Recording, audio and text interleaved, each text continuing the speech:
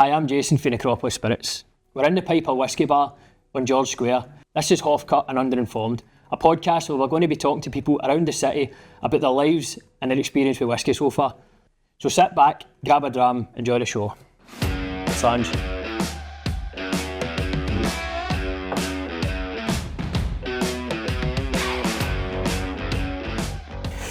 Right, welcome to Half Cut and Underinformed. We are in the Piper Whisky Bar, the Whisky Lounge actually upstairs. We've been kindly invited to use the space, so thanks very much to Gillian, Colin, stuff like that. Today we have Paul Dempsey from Brave New Spirits. Thanks for coming in, appreciate it. Hello. We're not going to be drinking as much tonight. You have a trip to Mexico coming up, so you're being very responsible. Which Yeah, I've got to get all the work done tomorrow before I go. So fair enough. So most of this we're going to go through just talk about your background, because we're not going to be drinking much of your drams. I've given you some samples. Hopefully you can take them, try them later on. Definitely. Thank you. But so basically, just want to talk about your background. Where did you grow up? How did you end up starting into the industry? Oh man, right. And cheers, by the way. Yeah. Cheers. You're on. There is a dram there for you as well. Thank you. Yeah.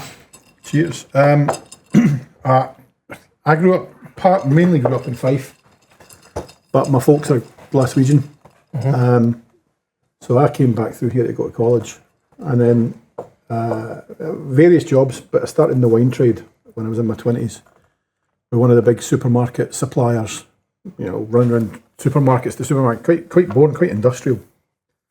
But from there, it was an American winery, and they wanted to be near the head office in London and stuff. And I didn't want to move. I wanted to stay in Scotland. So you then move to invariably spirits companies, because whiskey's a big thing, and you know, a lot of head offices. So I got a job with a small one at the time, spirits importer, distributor.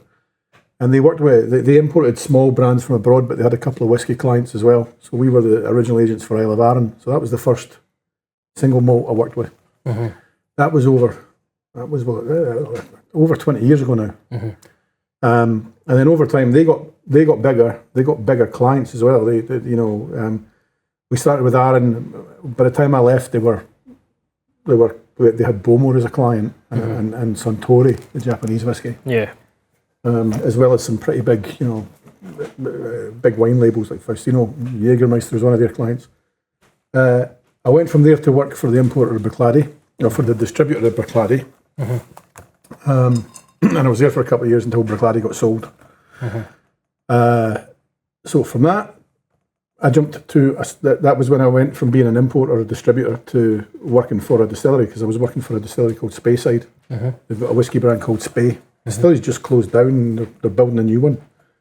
But I was there until about 4 years ago, when I was approached by a friend of mine who had worked for other indie bottlers and had decided to set his own business up. So he'd moved to Glasgow, and along with a business partner had set up Brave New Spirits. At that point, it was literally the two guys sitting in a rented office, selling, putting some bottles together, putting their casks out, mainly selling casks to clients around in different countries. But they wanted to put some bottled ranges together and do that side of things as well. So I joined them 4 years ago. The company's just turned 5, so it was about a year old when I went in there. And we started working on developing, as well as just selling casks to collectors and traders, they started putting bottled ranges together, which that's one of them there. What's the name on this one? This one? Because I always see you have cracking names. This one's part of our Whiskey Heroes. It's called Shriek in the Mist. Right. This is one that we did, and we released it for sale only in Germany. All right, okay. So we've got a great distributor in Germany that we've been doing a lot of stuff with over the last 4 or 5 years. So they selected this cask, but it's part of our range. It's a 10-year-old Aberlour. It's an octave, so there's only 70 odd bottles of it. Yeah. But first fill PX cask, it's gorgeous. And you would only see it in Germany. I stole it at the office today. So. Aberlour was the first one that I ever tried, first whiskey I ever tried. Because I say, well, no, it's no, Glenmorangie was. I was in my grand's, and I was telling her I was drinking whiskey, and the story was that I was watching Yellowstone, and I'd we were selling rum at the time, distilling rum, selling rum, and I've told this story before on here, but just so that you can hear it, I was watching Yellowstone, thought it was cool that we're drinking out of crystal glass, big massive whiskies. My bird was in a hen do, and I was like, I'm going to get a bottle of whiskey. Went and got a bottle of Glenmorangie. It was in the box, and when I pulled it out, I was quite disappointed by how it looked. Tasted it, was even more disappointed, and I was like, do you know what, I'm just going to go and get more apple juice, and I'll just drink it with apple juice, and I tanned it. I know, it was because we were drinking cocktails rum. ahead of the curve. We were drinking rum and apple juice. Ahead of the curve. So I thought that might lend a bit of itself to that. Tried it, didn't I? And that's how I started drinking whiskey, and I just kept going from there. And then I went to my grand's house and I told her, your Papa John used to drink whiskey, and she gave me a bottle of Aberlour, but it was just off the shelf stuff. I took it home and I drank it, and she went for a nut, because she's like, oh, that's good stuff. And I checked on the shelf, it was 42 quid. And I was like, right, okay. It's probably dearer than that now. It's good to get it done. Yeah, so it's, she was saying, do you know what, she gave me a bottle of Royal Salute, the blended stuff. Yeah. I want to say 21. No. Could be. But that's part of the Chivas company. Yes, it's but it was very high-end blended whiskies. Aye, again, she gave me that, and I think she thinks whiskey's for stirring it and selling later. I'm very much of the opinion that you drink it when you get it. And I opened it, and when I opened it, I'm no kidding on it, it must have been, because you can't see it's the ceramic bottle in it, there must have been about a third of the bottle missing it. So I don't know if it had a faulty cap or something, or it sat there for that long. Faulty cap, I've heard that one before. I know, no, but the shrink wrap is still on it. Yeah, but you can buy shrink wrap. I know, true, saying that. You can actually, 2 pence a whip. I'm quite interested in this shrinking the mist. So there were 70 bottles. The majority of them have went to Germany. How many remained here? That one I'm looking at. This one we have to keep. We've got a cupboard in our. We do a lot of bottles for. We do a lot of bottles for ourselves, but we work with distributors in loads of countries. So some of them are choosing casks now, and we're bottling for them as well.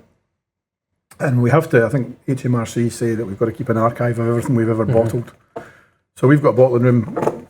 We've got one full bottle of that, but we had this because we all had to try it to make sure it was going to be good enough. Because this has happened to me before. Jason's took me an early whiskey tasting single malt when you were getting me into it, and I've tried ones and I went, that is beautiful. With Nick, I went, I don't make that anymore. You probably can't even get this. So well, that was his. It was your first whiskey tasting together. Was yours? You said that on the phone yesterday. It was the Dalry, if I get that. Dalry. Is that right? I don't know. Dalry milk. The take on the day milk. No, that's that was the one I loved and couldn't get. Alright. So who is it? Somebody gave it. Oh, do you know that was the Collectors Club guys that brought them up in the studio? Oh, was it? So that's the one, because that's when you usually goes, oh, you can't get that again. The ones we were trying in there. In the island. Yeah, but we were drinking pints of Guinness in between every dram. That was a rookie mistake, that. Aye, the pints of Guinness in between. I've not done that at any tasting since. The water, the jug of water they put on the table at whiskey tastings isn't an ornament. So I know. It's but the island's a lovely place though. If I wasn't working that night, I'd have been sitting at the table having a beer as well. It's a crack. Frank's, I think they just took over last year, but they did a really good job. It's a good pub, food's good, and see the tasting, we done a tasting with Glass and it was 20 quid. Well, you done it as well, and they bring out food at half time. I know, and the food's bloody good as well. The food was good. It was like salmon and nice bread. I think that was the second tasting they ever had in there, because they had Mark Thompson from Duncan Taylor in there a couple of weeks before. So that's a challenge. How do you follow that? Because I've seen him doing tastings before. Do you know what? It was such a nice environment. So. Funnily enough, one of the guys that Mark Thompson I've seen before on Instagram, quite a big following, does he? I believe so. Yeah, he used to work for William Grant. So funny enough, you mentioned Glenmorangie earlier on. I see him at whiskey events dotted around the place. So the other person I know who is a prolific brand ambassador, I was at his tasting last month in here, was is it Matteo for Dalmore? I can't remember where he's from, but he's very good. He's a Dalmore rep. There's a lot. I'm not really a brand ambassador. Being a small company, we kind of have to do the sales, the marketing, and everything. Yeah. So, but there's some incredible brand ambassadors out there. Yeah. Do you know? I was saying this story as well. There was a Canadian woman in, and she was asking loads of questions. And you know how the North Americans can be, and they're very loud and everything's opinionated and thing. And they were asking she was asking a lot of questions. Maybe asked about 10 questions, and maybe one or two were a bit stupid. But if you don't know, you don't know. No such thing as stupid questions. No, I know, but do you know what I mean? But see the crowd of guys. I don't want to, because I want to go back to the whiskey club, but they were getting a wee bit agitated with her. But I can understand, and then eventually one guy ran out of time to catch his train and walked out when he was explaining something. But see the way he handled the questions, I was like, that guy's very patient, he's had this before, he knows what he's doing. I was impressed. And I know what you're saying about good brand ambassadors. You can spot, I mean, there's it's quite popular. There's more and more companies are bringing brand ambassadors in because, you know, doing things like tastings in the pubs, it's a great way to get people to try whiskies they've never tried before. And it helps the pubs, it helps the shops, helps the whisky companies. So it's good to see. The bigger companies have obviously got more money, so they, you know, I think it's like you mentioned, Royal. So earlier on, I think Chivas have got folk that they can basically they'll hire folk for university, train them, and they get stationed in different places around the world. So you know, one of them might be in Singapore, one might be in Dubai, and we knew somebody who was in India. Yeah, it could be. Oh, aye. So, fun enough, we just started, and he I think he works in London now. Good guy. I met him on a train just by chance, but his job for 2 years was in India for brand ambassador, and I was like, what a cracking job to have. I know that when I started in drinks, those kind of jobs didn't exist. But when you work for a small company, as you guys now know, you have to do a little bit of everything. So, I mean, we don't have one master blender. So everybody will sit down and decide. We'll fight. You call it decide, but sometimes it's a full-on fight over what cask gets bottled, over what you're going to call it, over what picture to put on the label. How many work at Brave New Spirits now? There's about 37 of us now, but based in. We've got about 25, 27 in the Glasgow office, but then we've got a bottling hall, we've got a warehouse, and, you know, logistics in-house now. As we started getting bigger and going into different countries, we decided to have, you know, the logistics guys just working for us rather than having to use third-party companies and stuff. So it's just kind of grown naturally. Started with 2, then you on board 3, now we're up to 37. I think I was about the 4th or 5th in the door. Nice. And I think pretty much everybody that was there when I got there is still there, which is a nice sign. That's always a sign of a good company. Some of them didn't work for whisky companies before, but, you know, some of them had worked in restaurants, some of them had worked in haulage companies. All of them enjoy the whisky, but everybody gets a say in what goes in, you know. If you're walking past the wrong open door in our place on a certain day, you'll get hauled in to help with the tasting. That's a nightmare. Doing a lot of wondering. Just turn up and start rolling about. There's WhatsApp groups going about with like people firing taste notes at each other and stuff. Is that? So, you know, our graphic designer probably thinks we're off our head. Because when we decided, you know, somebody decides that's going to be called Shriek in the Mist, and he gets, okay, we need this designed. We've got a whiskey that's the cover's got a frog with wings on it. It's an Ardbeg, it's an Ardmore in a Lafroig cask. We called it the Ardfroig Mutant. Okay, I remember this actually. We need to create a monster for this. I can just imagine, I'm on the phone to the graphic guy. Right, no, a frog with wings. Aye, please. There's 40 of you shouting down the phone trying to get your opinions across. And that's it. And yeah, we've got different brands. We've got some that look more traditional, because depending where you go in the world, some of them are going to, you know, that is brilliant. It appeals to a certain audience that might not be the same audience that appeals to a sort of classic green glass, thistles, stags, all that stuff. So I seen one of your. So I actually I've not wrote it down, but I'm glad you mentioned that. You've got different brands. You've got, is it Cask Noir or something? Or Voodoo? You've got Voodoo as well. Yep. What's the difference between that and this? Obviously it's Whiskey Heroes, but they're kind of a similar vein. We always start off with a guideline, but again, it doesn't take long to veer off course. So Voodoo Cask Noir was an old brand of ours that we decided to modify, and it became a brand called Cask Masters, which was mainly single cask whiskies, interesting wine, spirit casks, sherry cask, any kind of cask, but good single casks.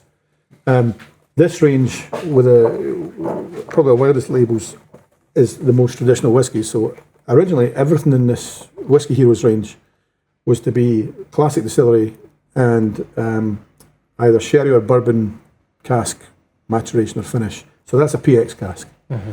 That lasted until about the second series, and now there's one out that's been finished in a tequila barrel. And how do you find that? It's awesome. We found. Well, you've got to say that. Aye. We have, but we've got. Well, again, we put it in for some blind tastings, and every time it's come back from a blind tasting, it's come back with some of the highest marks. Yeah. So that one broke the trend. So we're still claiming that this is all bourbon and sherry cask, and then they'll go, well, what about that tequila cask? You're like, well, we were bottling this range at the time and we wanted to get it in a bottle. So normally it might have been one of the other brands. Voodoo has been pretty popular. We've just released the third batch of that now. So that's going to hit the shops from next week. And the big difference with that one is that's small batches. So it's not single casks. Right. But again, it can be anything. I mean, there's we push around a wee bit because, we started doing, I think the first batch of Voodoo was where we did a single grain for the first time. Got amazing reviews. It was a Cameron Bridge. So the second batch we put a North British, another single grain in. What age was the North British? It was young, man. It's only about 12 or 13 years old. So, but being a grain whiskey, it took on the characteristics of the cask. If you use the first fill cask, and put it in a red wine cask, for instance, get lots of colour and lots of flavour in pretty quickly because grain whiskey is fairly light. The new batch that's come out, it's the first time we've ever done, it's our first blended grain. So we've got one of them that'll hit the shops next week is half of it was North British and half of it was Cameron Bridge. So two single grain, two grain distilleries. So under the guidelines, we have to call it a blended grain. So not a blend, not a single malt, not a blended malt. Again, that's something I've been kind of finding this stuff out because we've said this before. We're never claiming to be. This is as much as a marketing thing for us as a general entertainment, but it is an education kind of thing for us as well. We like to learn about. We've never at any point said we know everything about it. Like we're trying to get people into drinking whiskey. We want people to watch the podcast and learn something stuff like that, and see learning about the blended grain, single malt, blended malt, stuff like that. That was only maybe in the last 3 or 4 months I've learned that. The thing is, it's a lot of fun, and you're seeing that the big brand guys will probably shoot me for saying this, but I think there's a fucking piper just ticked off somewhere. Do you hear that? Doing a whiskey podcast and there's a bagpiper just started at the back. That paid my fiver the whole time. That happened to me in Slovakia somewhere as well. They had a bagpipe at a whiskey festival that was standing right outside the window where we were. So by the time they did it in the second session, we'd given them €5 to go and get a pint somewhere while we were talking. But a lot of the big guys might disagree, but a lot of the funky kind of innovations are coming through, indie bottlers. 10, 15 years ago, you hardly ever saw single grain whiskey. Then people realised it's actually, you can get really old single grain and you can still afford to drink it. 20, 30-year-old single grain and you can afford it. So that's what I was seeing, 30s and 35s, and it's very, very cheap. Yeah, and it's been in the barrel for so long that the flavours have had time to soften down and you get some great results. And then people started, a lot of the indies were playing around with single grain or blending. But single grain works really well with good first fill casks. We've done wine finishes, we've done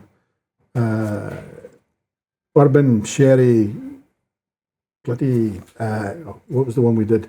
Oh, we even got like casks from like Chateau Lafite in Bordeaux and used them as a finishing thing on a grain whiskey. And you don't have to have it sitting in the cask for years because grain whiskies, it comes out of column still. It comes out much, much lighter in character than a single malt.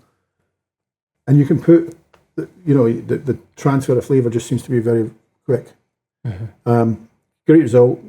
The traditionalists probably will walk past single grain on a shelf. But a lot of the younger generation are seeing it. Weirdly, remember when Beckham did his whiskey? That was a single grain.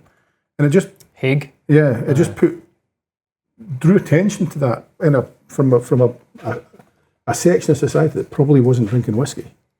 Aye. Made them interested, which is great, because if it brings more, we can't afford to small companies can't afford to go out and advertise to a huge audience the way the big guys can. But if they can bring the people in, we'll show them something good. So, funnily enough, I'm glad you said this. I've got my question here. Did you see the thing that's causing a stir now with Johnny Walker? Yes. Sabrina Carpenter? I didn't even know who she was. I'm that I was on the old. verge of not knowing who she was either. But I'm that old. the way she looks, I think we should know who she is. I mean, you're on that verge of age. Aye. Somebody said the musician Carpenter. I thought they were talking about the drummer for the 1970s. But They used to be in the band with a brother, you know. And it was, so what's your thoughts on that? Inform me, what is the star? It's just Sabrina Carpenter sitting on a piano. Advertising On the Johnny day of Walker. her release of her new album. But you know, like I used to work with a guy and his young daughter was mad for her, and he was having to pay like £180 a ticket to go and see her in the Hydro or something like that. I don't know, I might have butchered that, but it was very, very expensive. What was but the she's star like with Johnny Walker?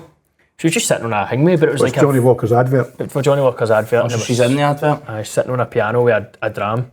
It's filtrating to the very young female market for whiskey, which is unheard of for me. I don't know. Like, people are going after nut about it. There's pros and cons, right? My view, not anybody else's, not the view of any. We'll get the legal crap out of the way first. Not the view of any employer and all that. It's Paul's view, nobody else's. Nobody else's. And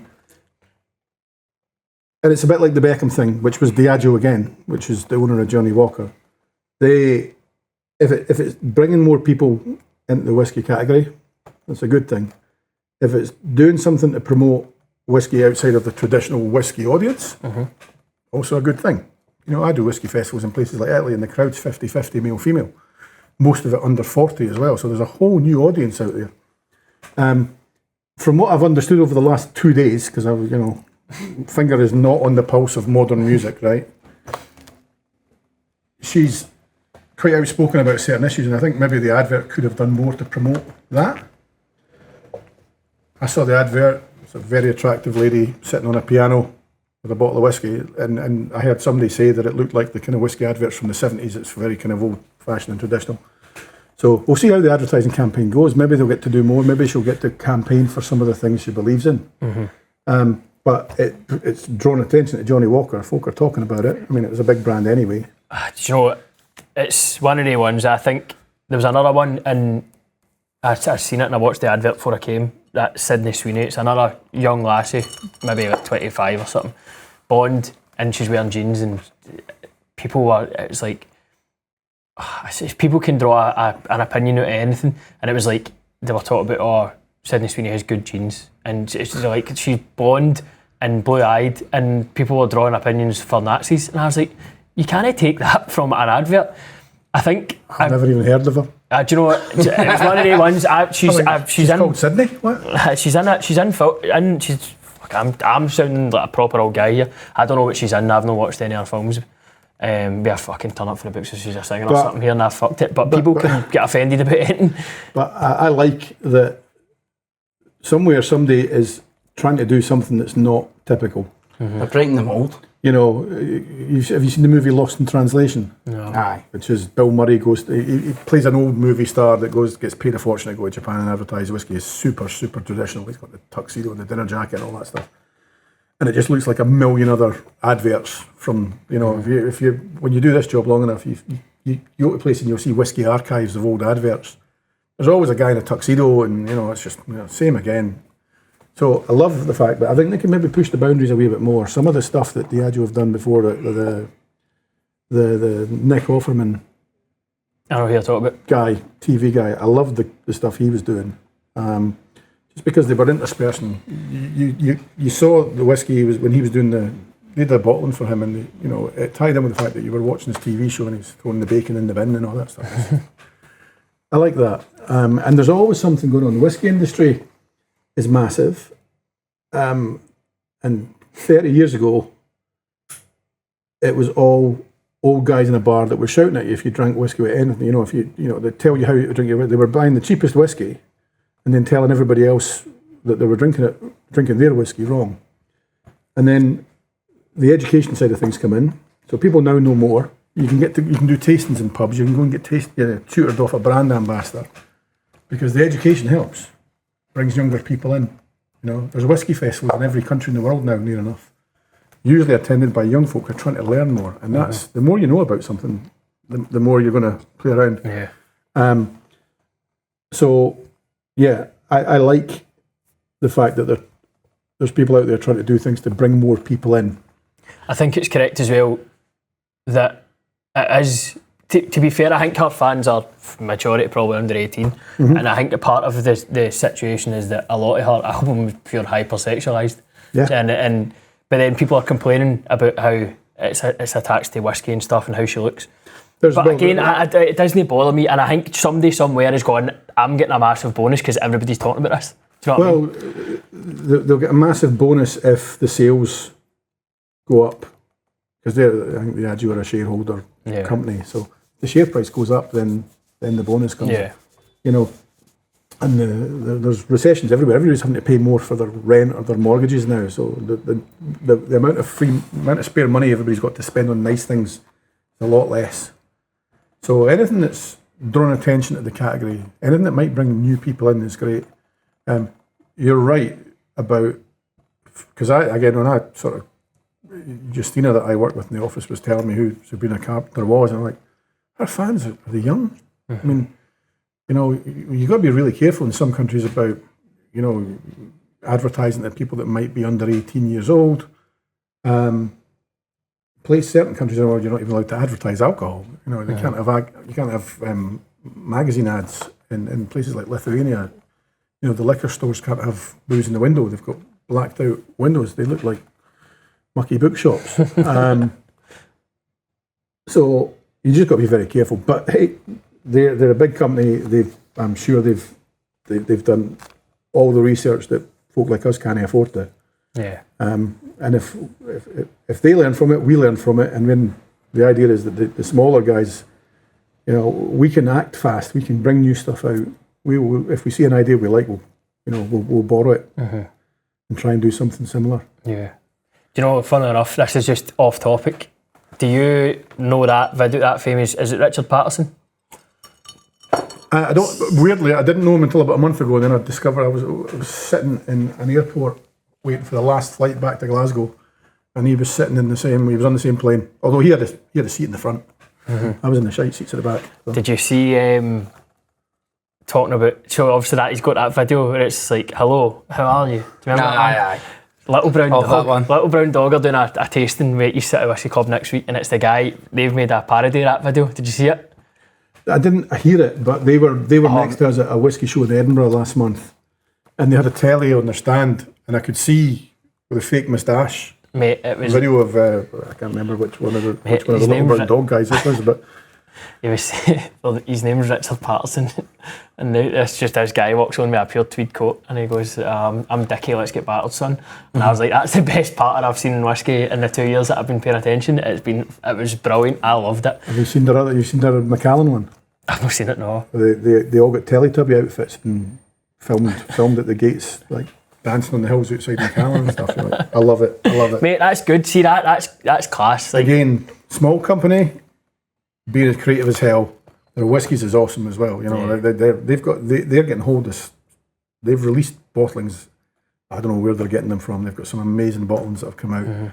The marketing, they haven't got a $1 million marketing department. It's just. It is. Guys with a camera and just going for it. I think that's the beauty of it. We used to do it with the bottles, and I think just go and do something funny. Do you know what I mean? Get people talking. Just be a bit different for the status quo. Do you know what I mean? Breaking the mould. That is funny. I'm going to go look for the Richard Patterson one. Oh mate, it's so. I honestly. I mean, he's a legend. He's a justifiable legend. Mate, he was standing outside there, Randy. I was standing up here and I was talking to people behind the bar. I was like, go to somebody tell me what his name is, and I'll go down and speak to him. I was sitting up here filming myself, and I asked him to come up and just try the whiskey on camera. I mean, the guy can't. If he turns up at whiskey fairs, he spends ages signing autographs and stuff like that. Aye. And, but yeah, it was bizarre. He'd been coming back from, I don't know where he was. He'd been on a long haul. I was coming back from Germany. You get the flight at Schiphol to come back to Glasgow, and it's the last flight's like 10 at night. There's nothing happening in the airport. And he was just sitting there. He'd clearly just got off a massive long plane, looking knackered. But he took the time to blether away, and stood and chatted for 5 minutes. I told him what we're doing. He goes, "Oh, you're building a distillery and all that." And I was like, "It was nice. What a real nice fella." But he was the blender for years for White and Mackay. It's one of the biggest whiskies on the planet. You know, guy's known in countries all over the world, reaching people we can't get close to. But opposite end of the whiskey scale. But in the end of the day, we're all enjoying what we're up to. So aye, Mate, I always come back to the fact that it's whiskey, and really what whiskey is, as much as any other alcoholic thing, is to go and enjoy yourself. Do you know what I mean? It's kind of why we started it. It was like we wanted to start a business for ourselves, eventually try and employ ourselves. And if you want to make it your own job, you make it something that you thoroughly enjoy. And I think we'll never release a gin. We can't actually like it. But we like talking to folk. Do you know what I mean? It's good. You did a rum though, right? Did a rum. The original thing. A lot of whiskey. We've done some rum. I've seen it in the cask list. And it's just that a lot of the people that trade the casks of brown spirit, whiskey and rum, they're both barrel aged. They live in warehouses, so it's only a matter of time. I think every indie bottler I know has released a rum as well. Mm-hmm. But it's independent bottlers can be any size. They can be one guy buying a couple of casks a year and releasing them, selling them at car boot sales or something, or that's kind of what we do. Or they can be, like Gordon MacPhail, who's been doing it for over 100 years. They've got some of the oldest I think they have just released the oldest whiskey ever known to man. Right, 85 years old. Releasing bottles that cost more than a house. Mm-hmm. But ultimately, when it boils down to it, they kind of invented that. And then you've mentioned Little Brown Dog. You've got other guys. You've got like Kate and Mark Watt down in Campbelltown. You've got the Fib guys over in Fife. Woodrow's and Stravig over in Edinburgh. These are small companies that did this because they liked the idea of working with whiskey first, probably. They didn't answer adverts in the newspaper for somebody to go and get a job. Mm-hmm. So the fact that there's more and more of these companies, I think that's brilliantly healthy. I think so too. I think I just like talking to folk. Like, see people who do it, and we're in a similar position. We started with rum, and then we found whiskey, and it almost feels like rum was a placeholder for a wee bit, because I genuinely love this. How much there's no rum bars in Scotland that look like this. Do you know what I mean? Do you know, it's whiskey bars and it's our spirit. And then you go in, everybody's friend, everybody wants to teach. And you named your company after the landmark next to my flat. Because I was living in Denniston at the time. Do you know, fun enough, I started following you on Instagram around about the time you were staying in Denniston, and I knew that, and I didn't want to ever say that, but I was stayed there as well, so that's why we named it, because my flat looked onto it. I was in Hanson Street, so I could leave the house. I would drive past the Acropolis every day. Aye, so my flat was number 6 for Park Court, or 6 for Park Close, and I used to jump the wall, but the bastards, they've cut the tree stump down that you used to step on to get out of the wall, so you need to walk the long way round again. So I'm glad I moved out. The Acropolis is no longer my back garden. See, when the COVID came, I did about 20 miles a week walking around that Acropolis, because that was where I went for my exercise every day. But you guys are doing, everybody at this end of the whiskey world, and include ourselves in that, we're all trying to find what fits. Mm-hmm. So I saw you the first time. I just moved house and was out for a wander, and there was a local food market in the car park of the school near the train station where I live. And I went in basically because I was lured in by the pie stall at the door, and then there was a lady had wee cocktails like ready to drink in a wee. Aye. Yep. And so I'm wandering around, and you guys were at the last wall. So you go in and you were right, and you guys were on the. I'm like, bloody hell, there's somebody with whiskey. Never heard of this. I'll have a look. And it was you, and we were chatting, and you had your rum on the table that day. Mm-hmm. This is brilliant. And I'd never seen a whiskey company doing any markets like that. Nah, it was because we were doing a lot with the rum, and it just so happened we had whiskey at the time, so it would have been rude to naughty. But I'm glad we did, because Anton phoned me and says he met you, and I was like, mate, is he still there? I'm coming back, because I'd followed you on Instagram, because I just followed you. Do you know what I mean? And we've got a couple of different sides to the business. We've got our own bottles. We also do bottlings for people like supermarkets in Asia. So we've got sort of volume blends that we commission, and most of it goes to places like the Philippines or Japan or Vietnam. And do they put their own brand on it? We own a couple of brands, but in some cases they will. They'll ask us to do. They'll say they want a blend of this much or this style. We can then go to the people that we get supplied by and see if we can source it for them. The difference is you don't get one barrel or 70 bottles or 150 bottles. They're buying containers at a time, but they're selling it at it's really low priced. So there's probably not a lot of profit in it. That's why you need to sell lots and lots of it. Competes on price with the sort of supermarket own label whiskies in places like Japan. But another part of the business is where Adam and Alex started, and it was selling casks to, sourcing casks, selling casks to people that wanted to bottle their own whiskey. Mm.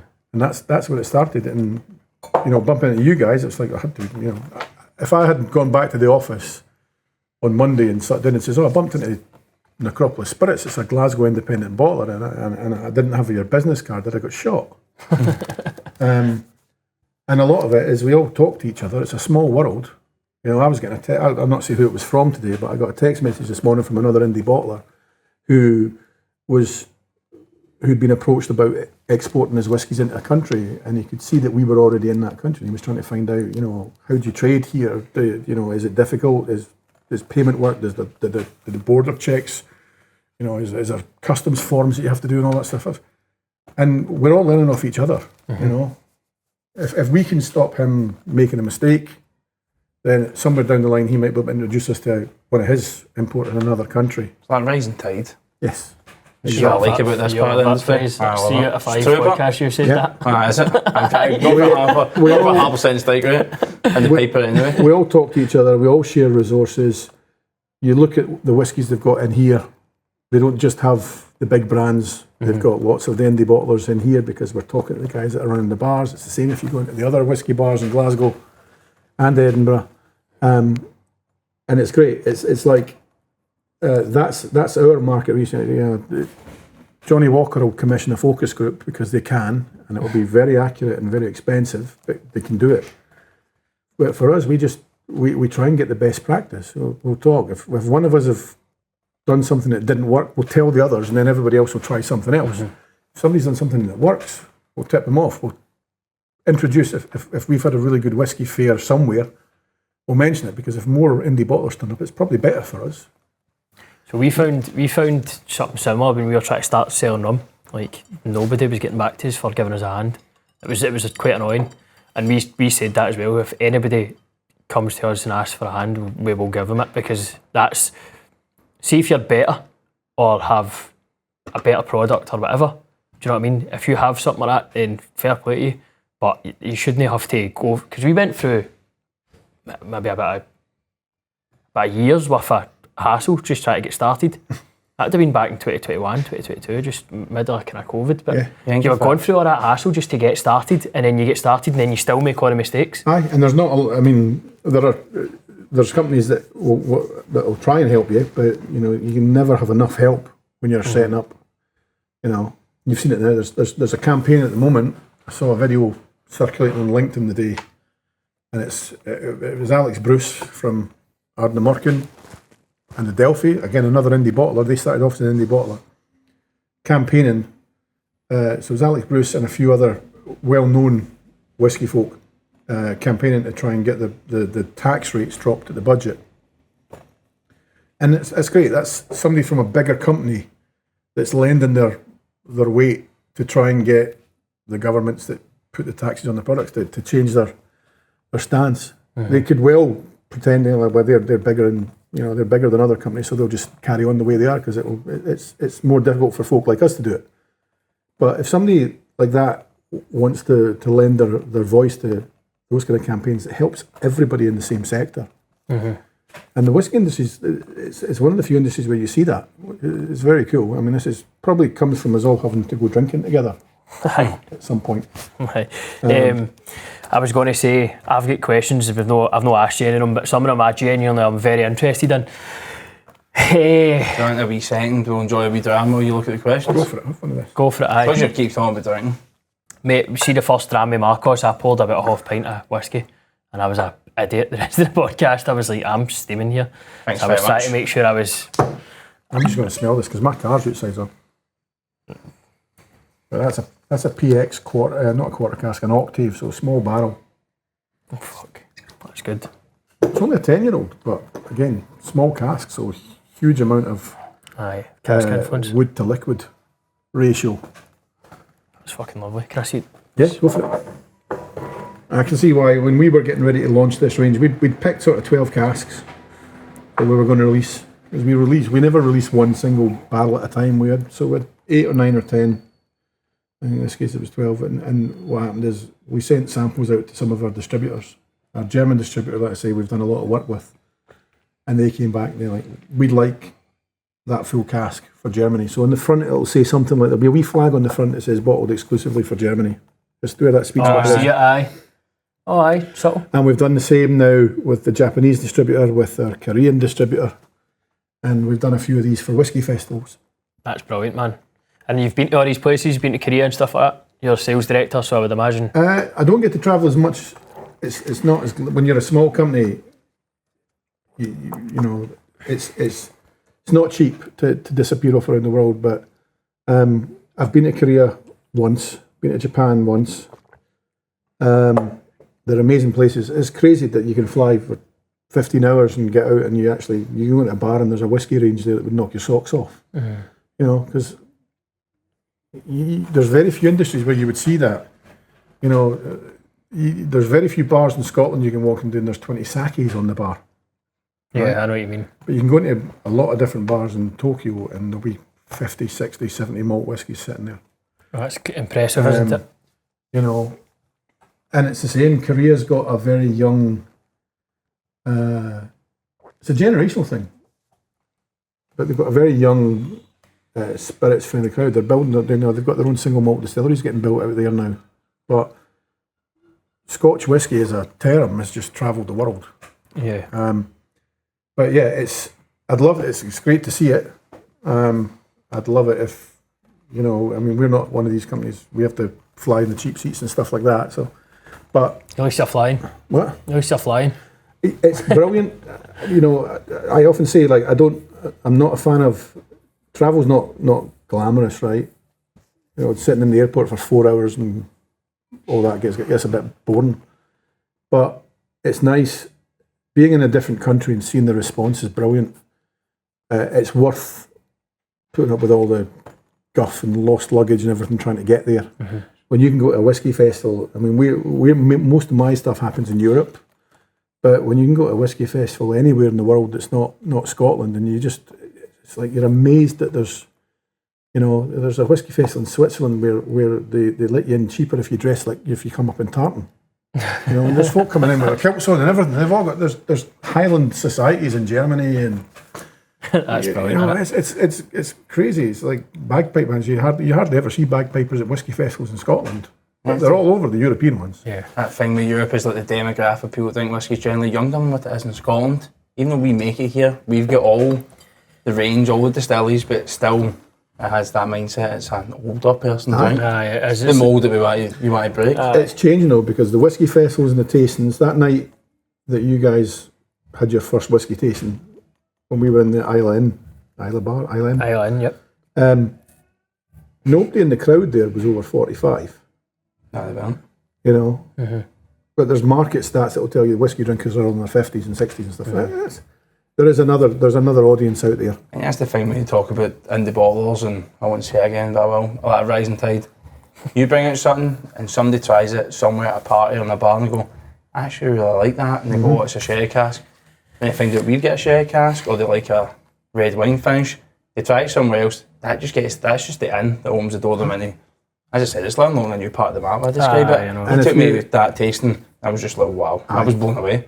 I mean, we're building a distillery right now in Campbelltown, and they have, every May they have the Campbelltown Malts Festival, which is a week long. There's only Springbank and Glen Scotia, you know, but there's folk travel from like Australia and Japan, right? And you imagine you've flown for 18 hours to get here, then you've got a 4-hour bus ride to get to Campbelltown.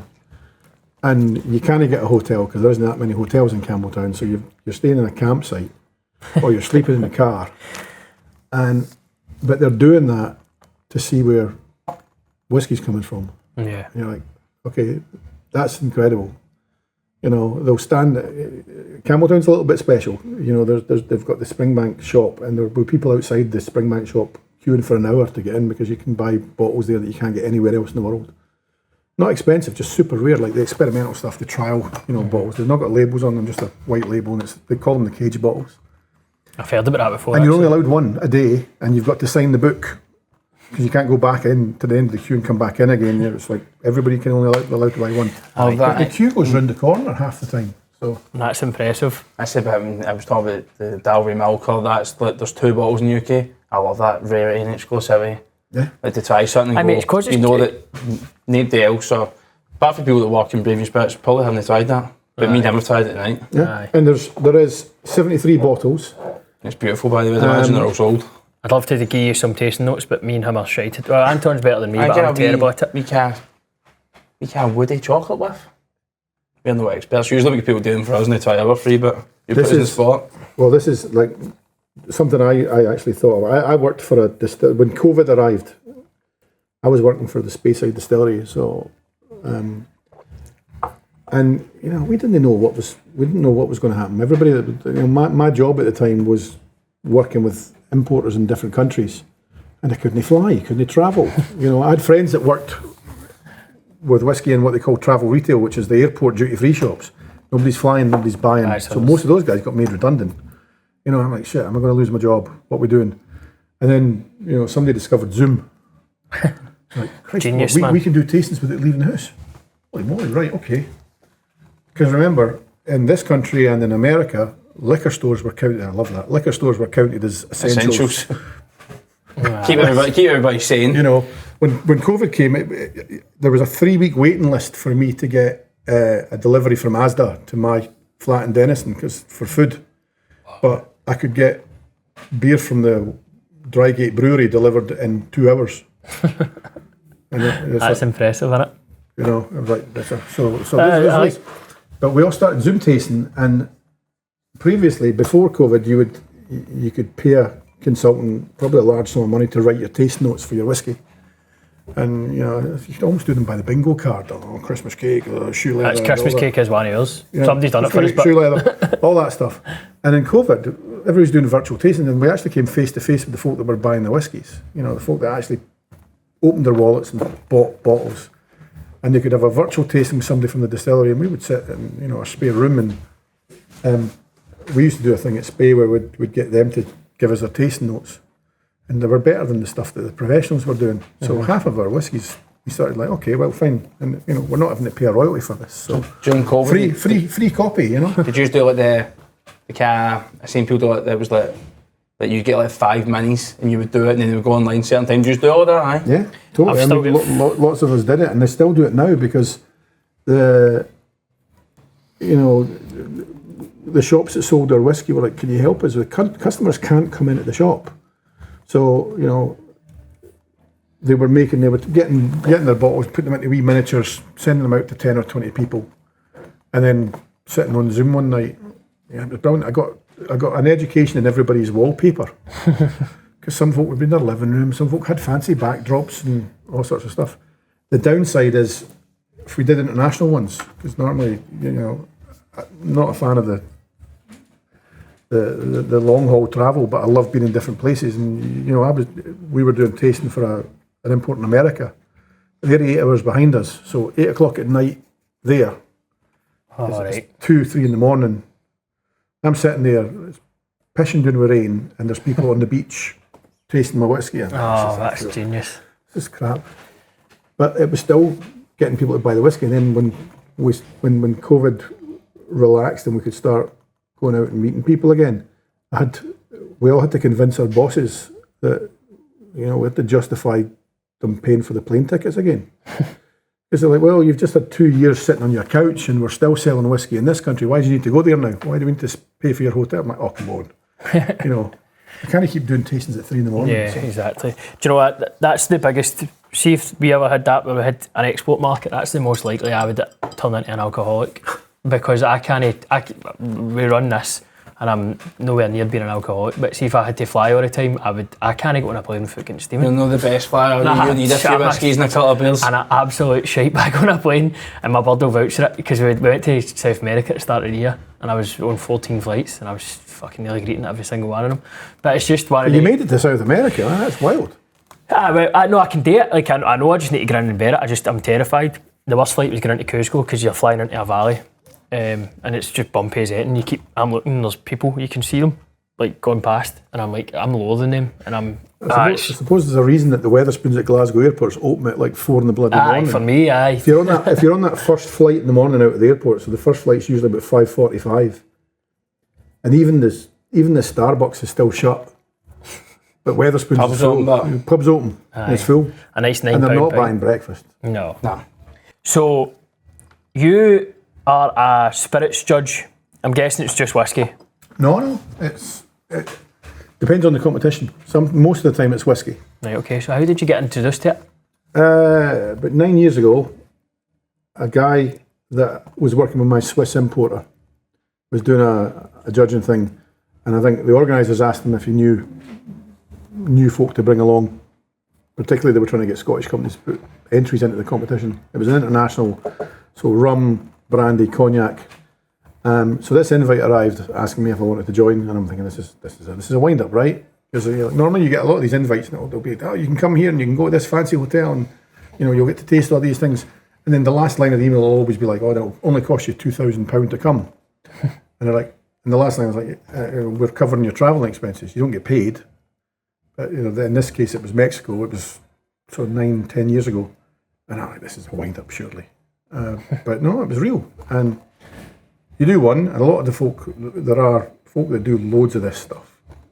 And once your name starts to get out, you'll get invites to more. Some of them are local, some of them are based in Scotland, some of them might be in London, some of them might be in Germany. Usually they're run by magazines, because the magazines are trying to, have their own awards so that they can sell more copies of the magazine.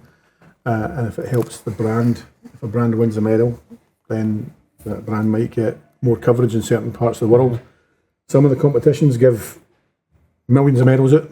Some of them only give a few. Yes, we've been the thing with that. We've been on the receiving end of a bronze medal, and about 400 people got a bronze medal. I think the gold one had a wee big brown envelope for that one. I know, we never sent a brown envelope, did we? I won't ask you if you've ever received one. Don't mention any names. A lot of magazines have got lawyers, right? No, we won't. I can't even remember, but we did get... No, it was silver. Give them that. We paid a wee bit, so we get silver. Right, the one I'm going to this weekend is run by a company in Belgium, and they use the EU regulations, so only by law in the EU, only the top 30% of spirits are allowed a medal, right? So they might have 2 or 3 that get golds. That's a couple good. that get silver. Is the competition in Belgium? No, it's in a different country every year because it tends to get sponsored by the trade association in a certain country. So this year, the Tequila Trade Association is sponsoring it because they want all these international judges to come to Mexico and report on. There's a lot of journalists, so they'll report on Mexican drinks culture and all that. But there will be whiskey, gin, rum, tequila, cachaça, cognac, baijiu, if you like Chinese stuff. I think that's I've not heard it. I think that's a side mission that me and you need to get involved in. I think getting paid to travel around the world to taste it. I'll smashing. Yeah, and that's one. There's others that are only whiskey, and some of the bigger competitions that are American is where you'll see. There's a huge audience in America, but that's the ones where you see loads and loads of medals. So it's like, so for me, it costs money to put your products into these things. It does. So the rules we have when we're doing it is it has to be a blind panel. So they're not allowed to see that, there are some competitions where somebody's going to look at your labels and your bottles. It's like, I'd rather they tasted it blind, because if we can put a low price whiskey up against something that's really, really expensive, and it happens every year at these competitions, where Aldi's own labels will get a better reward than something that's really, really expensive. But that's the nice thing about a blind decision. We can't influence it. It's all done on what's in the bottle rather than what's on the bottle. I like that. Definitely. It is. But the weird one is this one that I'm doing this weekend. They tend not to get a lot of Scotch whiskies. One, because it's a Belgian company, so it's not an English language competition, and because they don't give an awful lot of medals away. Maybe some companies know that, if we're going to send stuff there and pay a couple of £100 to put things in there and we're not getting anything for it, we'll just concentrate on this one or that one. Because certain buyers watch the results for only certain competitions. So, like a lot of the supermarkets in the UK watch the IWSC, which is it's a really, really high-end competition. Richard Patterson's the chair of their whiskey panel. And again, it's tasted blind. But if you get gold medal from there, the chances are you'll probably end up with a phone call from one of the supermarkets that says, right, how much of this have you got? Can we have it? We did one a couple of years ago where I think it was the Spirits Business Magazine do the Spirits Masters, and we got their highest award for one of our whiskies, and 2 days later there was an email from Quebec asking how much of this bottling we still had left. It was a single cask Glenmurray or something, and they bought everything. They bought every single bottle because their buyer, where they in Quebec, the government controls the shops, so the government pays attention to that result. They're like, well, this must be good because the producer didn't tell us it was good, but somebody independent did. So we'll just we'll put this in our shops. I know that wasn't a blind tasting, that was absolutely gorgeous. I loved that, aye. I was just I thought you were asking for another one there. No. I know there's not an infinite amount, there's a bottle and a half left, but that was gorgeous. That was lovely, I enjoyed it as well. But I was sitting going, I could go up the road and start drinking that rest of the bottle? Whiskey. No. I'm thinking about, you're talking about Campbelltown, mate, I've said it in everyone, a Hazelburn, see the Oloroso 8-year-old. Lovely. It's my favourite whiskey by far, and I was saying to Paul earlier, but I'm trying to stay off the booze for a wee bit. No. I've had one Guinness and one whiskey, and I'm thinking about patching work already. Do you know what I mean? What was the rule we could tell early? So it's 3 times a week, never twice in a row. Always drink water. It was Ralphie. I met Ralphie and Bonaccord. He would no chance he'll remember talking to me. But it was Marcos's tasting for North Star, and I went up and Ralphie was at the thing and he says 3 times a week, never 2 nights in a row, and make sure you're drinking plenty of water. And it was also a thing that don't become an alcoholic, and he also pointed at Springbank 10. Well, the thing is, like, Springbank is, I knew about Campbelltown before I joined these guys, and that was where we were going to be building the distillery. We've got this, it's not that far away from finishing now. But this shows you, again, we were talking earlier on, mentioning big companies and wee companies. Like Springbank are like just so relaxed, the masters. So during the Campbelltown Festival, one of the first people, when we got the planning permission for the Campbelltown distillery, one of the first people to contact us was Springbank. And they're like, if you want to borrow our offices when you're in town, come on down. That's class. It's amazing. Their open day during the Campbelltown Festival, and now there's 3 different companies. I've got planning permission to put distilleries in Campbelltown right now. And during the Campbelltown Festival, Springbank have their open day in their courtyard. Hundreds of people, thousands of people maybe. But they gave us a table and we could sell our bottles in their car park. People were coming up. I'm like, hang on, we're in somebody else's yard. Rassi had the table next to us and we could do tastings there. Because people down there are like, oh, you're the new guys coming to Campbelltown. It's brilliant. Welcome. What have you got? It's like, I don't know if I rocked up at another distillery somewhere else and say, can we just open the boot and sell stuff? Never mind another distillery, but another industry. I don't think they would let us do that. I don't think another industry would let us. Super, super cool. That might be the Campbelltown thing.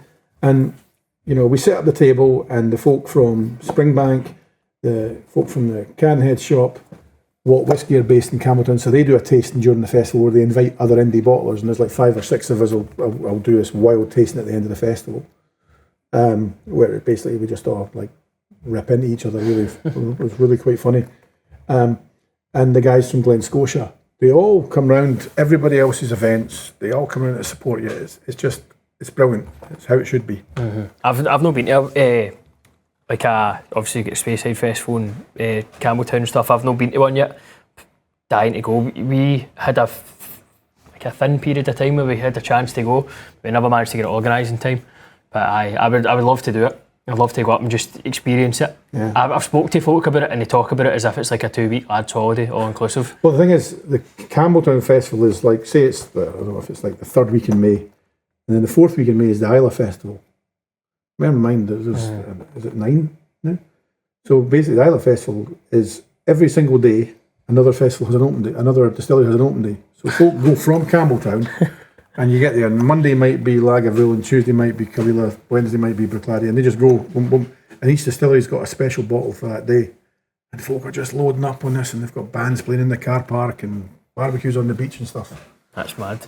It's nuts. It's amazing, and it's the sort of thing, I've never seen that with any other type of spirit anywhere in the world. That's class. It's we've kind of been finding it as well, talking to folk. Everybody's very, very happy to give us their time of day and stuff, and everybody wants to give us advice and whiskey, but rum maybe wasn't as easy to get a chat with folk and stuff.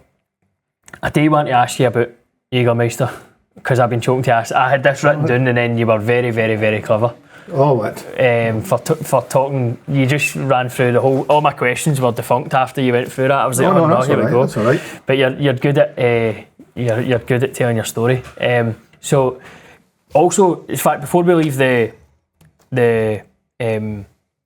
spirits competition, you obviously have a palate that's quite decent now because you are tasting for a competition. Obviously, you're a judge for a competition. I try. Was that a natural gift, or did you learn? The thing is, your palate, hopefully you get to learn something that's well made. You might not particularly like the flavour. I'm not a particular fan of certain spirits. But you can tell if it's well made, if the flavours are balanced, if the aromas work, if you're not getting your throat kicked in off the high alcohol, then somebody's taking the time, so you can judge whether something is really well made, how it finishes, how it lasts. And a lot of the time you're judging not on what might be your favourite, but what you think has been the producer's done the best job. Mm-hmm. So it could be whiskey, it could be gin, it could be rum, it could be anything. And that's why you get whiskey guys judging in rum competitions and gin folk stepping in and helping out, because it's, you know, if it's as rough as hell, doesn't matter if it's gin, whiskey, rum, vodka. If it's badly made, you can tell. Mm-hmm. You know, if it's got barrel taint, if it's over oaked, if it's bottled at the wrong strength, or if it's watery and if it's a gin and you can't taste the juniper, all that stuff. Whether you like it or not, you can tell. Mm-hmm. So work it on that. That's impressive. So that's something that I'm trying to, because I've said it before, I've said it before on the podcast, where I'm best suited to getting tasting notes when I have a flight of 6 in front of me, where I can take a reference point. Yes. See, taking it from 1, it's very difficult for me. I need to find, like, this is what I like, this, and then work back the way. Yeah. And then that's where I can find it. Obviously, I've seen some people who do, like, almost, maybe no courses, but like teaching where you can do it methodically, which would be, which I tried to book, and I've booked to go. Gillian is doing a course in here next week, Tuesday and Wednesday. So I'm going to do that. But I think that's the basics of whiskey. I think it was my fault. No. I wanted to learn about methodical tasting, but it can't hurt to learn. There's a couple of that. There's I think the one here is the Edinburgh Whisky Academy, which is really good. You've got WSET, which is like global standard. There's different levels, but you know, everything from hobbyists right up to pros. You're still hobbyists. And they do guidebooks about how to taste, and what you've said is right. You know, you're not trying to, if you've got 2 or 3 or 4 glasses, you're not trying to find the best of the 4, but you need to compare them. You know, this one might be too rough, this one might be too light, all that kind of stuff. Mm-hmm. Yeah, so that's the way I kind of find. It's the only way I can start picking stuff out. And again, I think it is a suggestibility thing. People just, I'm very suggestible. Somebody says something, I'm like, that's exactly. I can taste crayons off that as well. Do you know what I mean? So you just start tasting mad stuff. I reckon. You mentioned Richard Patchnell, and I reckon if he was hosting a tasting and you told him, like, you said, right, okay, if you can get somebody to agree with you that this tastes like chocolate bananas, he would. Mm-hmm. You know, because there is a suggestive element. You know, everybody's palate's different, so you know, there's thousands of different flavours you can pick out, and it's great fun to find out. You get everything, and whiskey's a weird one, because some of the stuff you think, if you don't drink whiskey, some of the stuff you get, somebody doesn't drink whiskey would go, why the hell is that? You know, it smells like baby sick and shoe leather, and you go, oh God, and you go, no, we want that. We you know, we want it to smell like an old biker's jacket or something. But, okay, there you go. Mm-hmm. But that's the fun. Do you know, funnily enough, I've heard numerous people say the baby sick reference, and it must be a recognisable trait in it's something to do with lactic, I think malic or lactic acid, which is it can be an offshoot from distilling and stuff like that. You get it in a lot of, you know, you get it in vodkas and stuff and everything. So. Do you? So what do you do? Do you do Is it with a spittoon? Because you would end up rubber. Yes, you would. Some of these competitions are the good ones are quite rigorous. So you need a spittoon, and they'll normally only make sure that you're tasting no more than, it sounds a lot, no more than 30. So you'll maybe get four flights of 8 drams. Right. But once you've had, if that takes 3 hours, you need to take a break. You might. You need a 6 hour sleep in a chippy.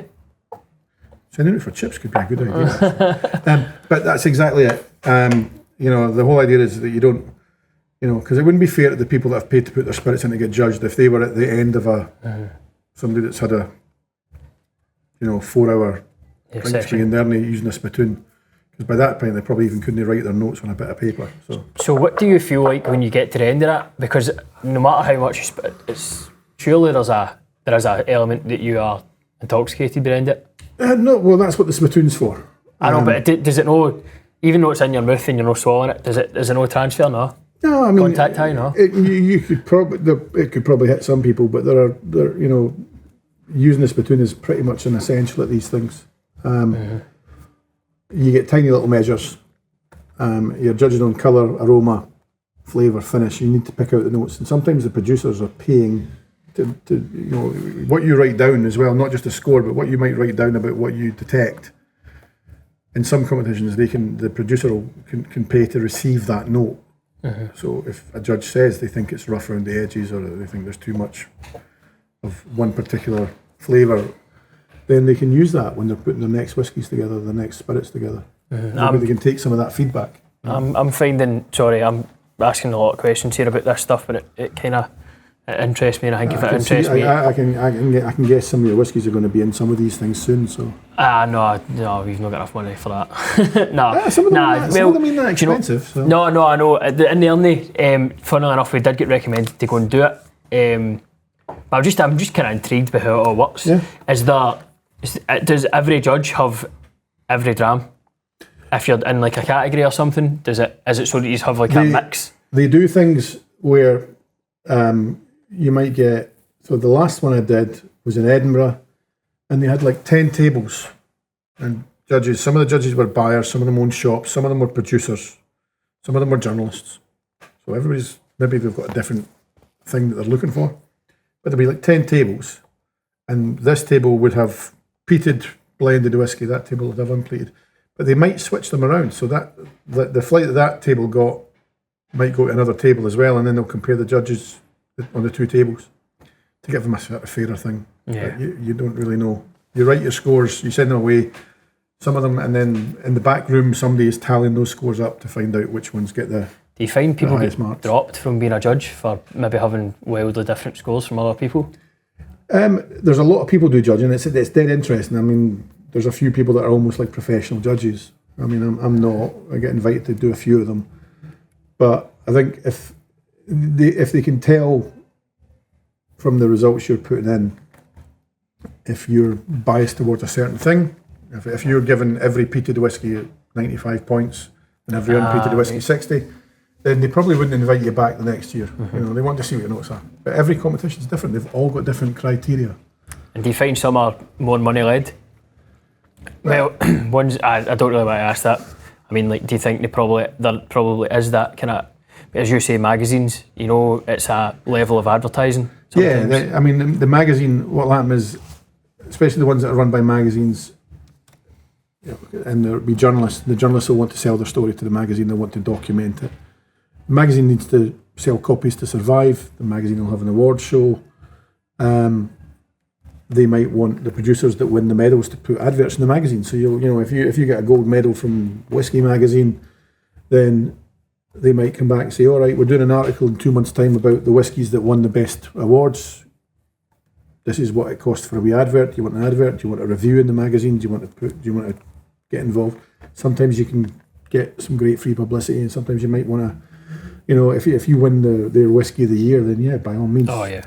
Pay for an advert in a magazine. It'll be in every airport newsstand in the world for months. So. That's impressive. We entered a competition that was just between our whiskies and we still didn't win it. So,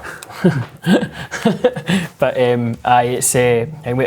I did mention Jägermeister. This was, funnily enough, Frank from the Isle of Inn did say this about yourself. He's an absolute legend in the industry. He introduced Jägermeister to, I suppose, to Britain or whatever. Well, no, I wish it was to Britain. No, the company I worked for at the time had lots of different brands, and one of them was Jägermeister. And I grew up going to punk gigs and stuff. Loved it, always did.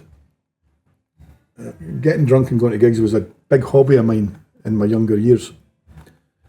And Jägermeister did most of the promotion in the US by sponsoring rock bands. So they would sponsor like concerts, student unions and stuff like that. And some of the bands they sponsored became quite famous. So lots of other bands saw that and then started asking, and Jägermeister were smart and asked and said, right, yeah, you can have some free stuff off us, but you've got to tell people about it. So you started getting this little subculture. And Jager then approached the UK importer and said, we want to do this in the UK because there's loads of places where, Glasgow's got full of music venues. People that go to concerts go in at 7 o'clock at night and leave at 11 o'clock at night. They don't pub crawl. They don't really care what the prices are in the bar because they're there to see the band, so they'll drink whatever's on the bar. If you can get Jägermeister on that bar, then you've got, I think at the Barrowlands or the Academy, 2,000-3,000 people, captive audience for a couple of hours. So our job was we did our marketing not through advertising but through getting to know a lot of the bands. We would help them if they could do something for us and we could do something to help them and they could sell more records or more t-shirts, they would remember us.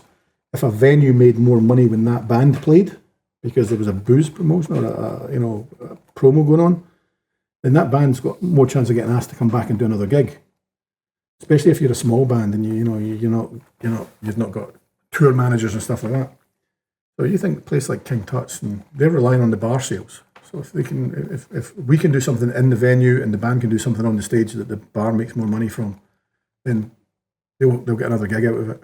So what would you do? Like run promos in like King Tut's, maybe reduce price to them to buy, so as for the publicity and just keep building and building and building? We never did the promos on price actually because we didn't need to use a captive audience there for the gig. So no, but would the venue get it at a better price to make more profit on the drinks? Not really. I mean, it's never cheap to buy gig booze at a concert. I mean, Christ, try buying a pint at the Hydro. I'm going to see, this is, you're talking, I know who we're going to talk about, Slipknot and all that. I'm going to see Lewis Capaldi in the Hydro and I'm trying to still stay off it. It's going to be like 12 quid a pint and stuff. 12 quid a double, but I'm going to be off it. But I know how expensive it is. But again, some of the bands that Jägermeister work with, this is where the name dropping comes in. Loads of small bands. But some of those small bands became big bands. So Jägermeister in America had a tour. So they sponsored a tour and they got a big band to headline it. And every night a local band in that city would get the opening slot. So if you were a wee band in Glasgow and somebody famous came through town, you would get given that slot if you were known to Jägermeister. And Slipknot came through that system. So they got the opening slot on, there's a thing in America called the Ozfest, which was Ozzy Osbourne. Slipknot got the opening slot on the Ozfest in about 1997 or something. And were very successful, got a record deal out of it, and within a couple of years they were megastars. So they returned the favour and they started taking little bands out. Some of those bands got bigger and bigger and bigger. So we started in this country. Some of the bands, if the American bands came over on tour, they were very helpful because they would help us promote, because instead of promoting in a venue like King Tut's, which is great, if you can get Slipknot to shout something out from the stage of the Hydro. And then weird things start to happen. People that we didn't have actually agreements with would still be promoting it. Because they thought it was cool. It's the most bizarre stuff. Like King Tut's, people, I don't know if you're old enough to remember Tea in the Park. Aye, right? in those times. King Tut's ran Tea in the Park. It's the same people. And I would get a phone call off the people at King Tut's because they were getting ready for Tea in the Park, and all the bands that they'd booked would be sending their demands lists through for the dressing rooms. And they'd be, we've got requests from this band for bottles of Jager. Can we get a deal on it? They're like, "We'll give you for free, but I've got to bring it in myself, and we'll leave a card and we'll talk to them." You've got to give me a weekend pass and all.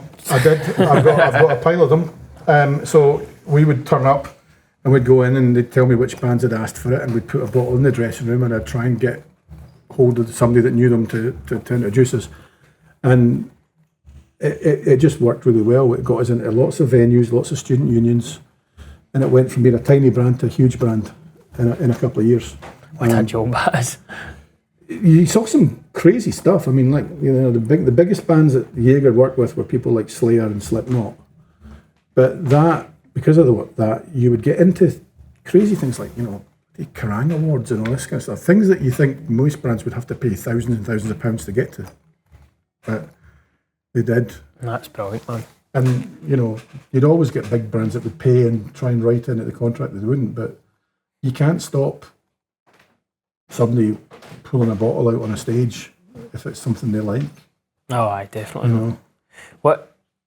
Because I only started maybe 10, 12 years ago, but Jager bombs, were they always a thing?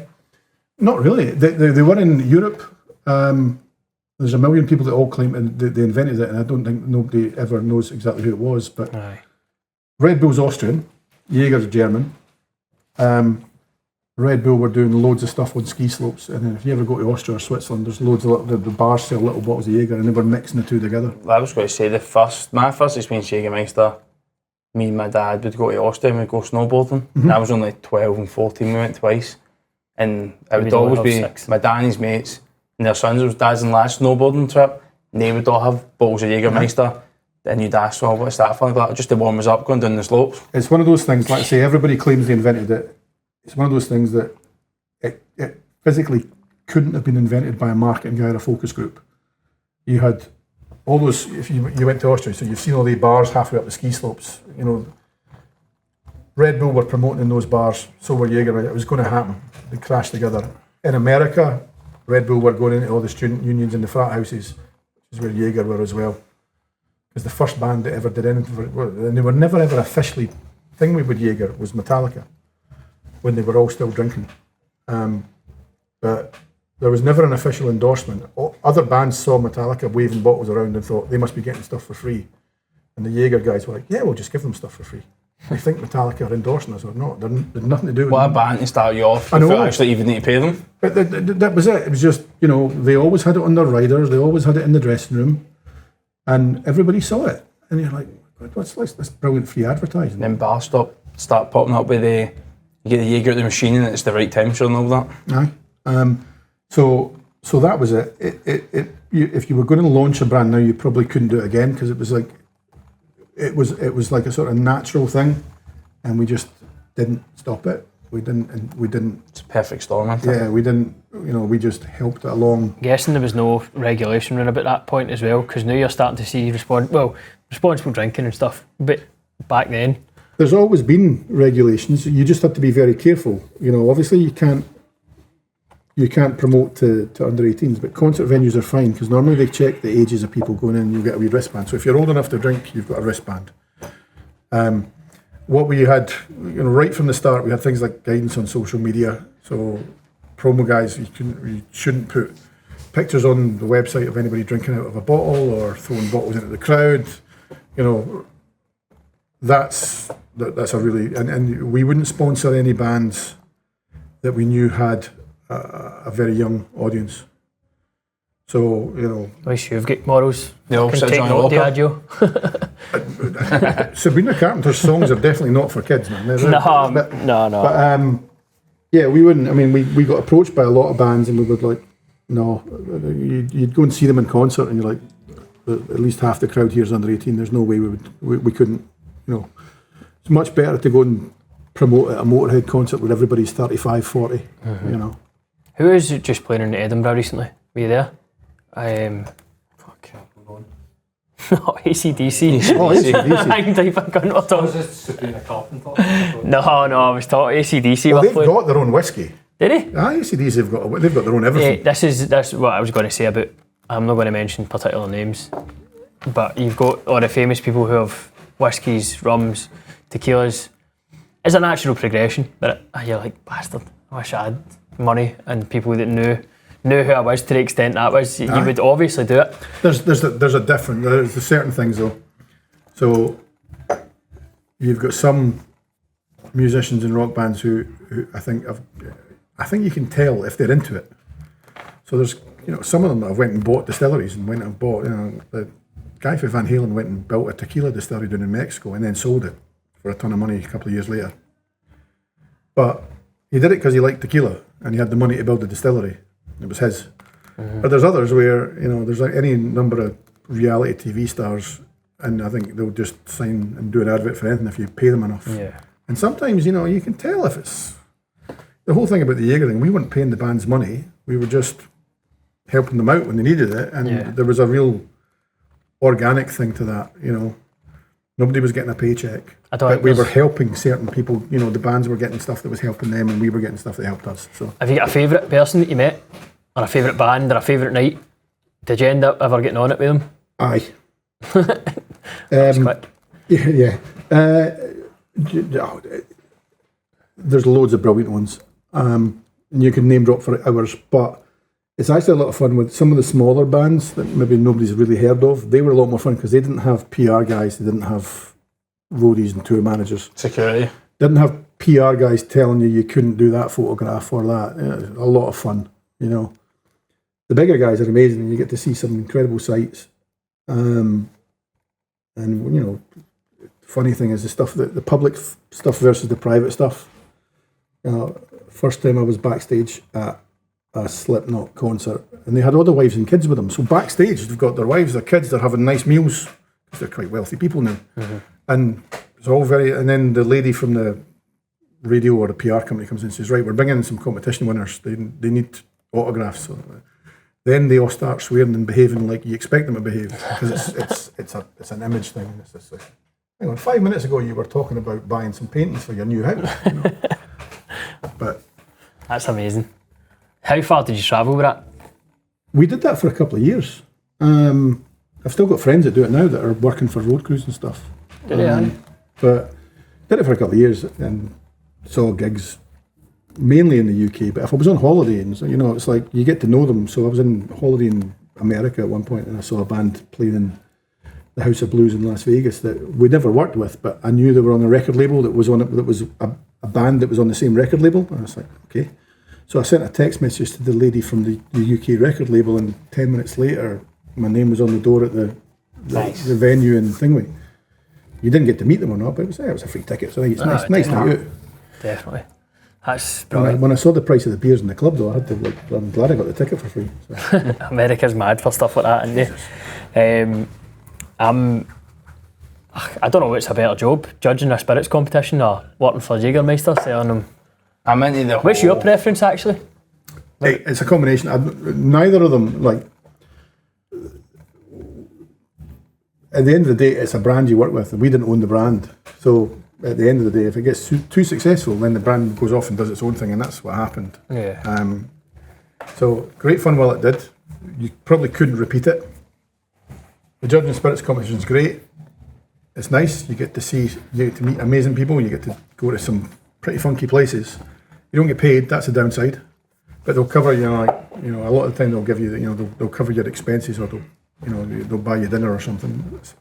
But you come away with contacts that help your business. I meet other indie bottlers at these kind of things, and we start swapping casks with each other. And stuff. Yeah. So there's a question that's just kind of came up. Is there such a thing as independent bottlers in other countries for different spirits? Yes. So as in like sake, tequila, stuff like that is all. Well, the good one is rum, but there's independent bottlers for whiskey all over the world. There's independent bottlers that might be weird thing if it's Scotch, it's got to be bottled in Scotland, but there's independent bottlers that might be Japanese and they buy their whiskey in Scotland, take it to Japan, and they only sell it in Japan. There's Chinese bottlers, there's indie bottlers in Korea now, Australia, America. And they're also working with American whiskies. They're working with rum. There's a lot of rum. Probably independent cachaça, I suppose. Anything that's probably barrel aged where you can buy barrels of it. Because tequila you can't take it out of the country unless it's in bottles, can you? I don't know. I mean, whiskey. Blended whiskey you can bottle in different countries, but single malt, and especially if it's Scotch, it has to be Scotland. I think tequila's doing the same thing where, I can't buy a cask of tequila in Mexico and bring it back here and bottle it here and call it tequila maybe. But you could buy a cask and not call it tequila, maybe? Yeah, well, you can do that with whiskey, but you'd have to call it a spirit drink or something like that. Aye. I don't know exactly what the rules for Mexico are. But Yeah, I think they're quite... We have a pal who... I don't know if you've heard of them, Jalisco. They make coffee liqueur. They tried to do it when... Patron stopped their thing. Yes, and then... It's amazing stuff, that Patron XO. Actually, the first time I ever tried it was in Sub Club. And a lassie tried to buy it for me and her boyfriend was standing there and the boyfriend told me no. But then I bought one myself because I was just like, I wanted to try this, I wasn't interested in her bird. I tried it and I had to run to the toilet and be sick because I didn't take coffee or tequila at the time. But then Kieran and he cut two business partners, they've made Jalisco. It's lovely, man. It's really, really nice, very creamy, very, very smooth. But they had problems with customs, I believe, and then by the time they got to get it out into the market, Patron had kind of relaunched or something? I believe. I think so. I'm sure they have, because I'm sure I've seen them Patron was one of those again. ones that it started off like an independent. It was owned by somebody. It got really, really popular. It got bought by a big company, and that's when they stopped doing the coffee thing. And maybe the new company that owned it realised what they'd missed and suddenly relaunched it or something. Maybe aye. It's a very particular taste, but it done really well, didn't it?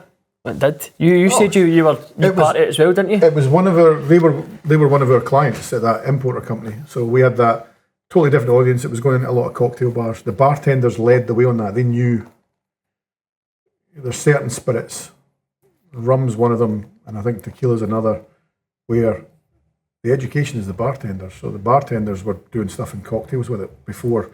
You would never get it in an offie or a supermarket. But you would find it in lots of the good cocktail bars.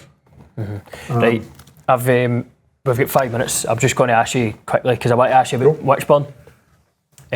What's your role going to be, and what's obviously we've got 4 distilleries in Campbelltown now. 3 distilleries in Campbelltown right now. You said there was 3 in Dalriata, Witchburn. Yeah, Dalriata, Witchburn, and Machrihanish, which is owned by the people that own Rassie. Right. We've all got planning permission. I think we're further along on the build than the other 2. So I think Rassie are getting ready. Dalriata, we've all got the planning permission. We've all had the building warrants, and all 3 of the distilleries I think are totally different. So what's your focus? Because obviously there's Witchburn's a much bigger distillery. There's a sort of larger scale element to it because we want to produce spirit that can be used for blenders to come in and buy to take away to do their own whiskey work with it. 50 years ago, big blend. 50 years ago, before single malt was really popular, blended whiskey was everywhere. Johnny Walker, Teachers, Bells, all that stuff. Dewars, and they were buying whiskey from every distillery and creating their own blends. And none of the Campbelltown distilleries have got enough stock to supply blenders anymore. So we want to have a distillery that will have some of the stock we keep for ourselves, and other distillers or bottlers can come in and source their stock for their own projects, maybe create their own whiskies from it. Bit of an old school, sort of old-fashioned way of doing things, because that's what distilleries used to do years ago. And is there many doing that now? Not really. There's less. There's distilleries now that used to just supply blenders, and you never saw distillery bottlings. Ben Rinnes, you don't see a lot of distillery bottlings from Ben Rinnes. Tormore, you never used to see a lot. Tormore's changed ownership, so now they're doing their own bottlings. Is that the one with the 2 labels? Is it? Oh, I don't know. I can't remember. I'm not sure. I can see it in my head now. But some of the big distilleries that used to supply only blenders are now releasing their own single malts. And a lot of the newer distilleries from the last 10 years arrived as people were interested. So they weren't supplying blenders either. So the new distilleries like me and Torevig, Lindors and all that, they're small, and they knew from the start that they were going to be bottling everything they made themselves. So they're not on the market trading casks and stuff like that.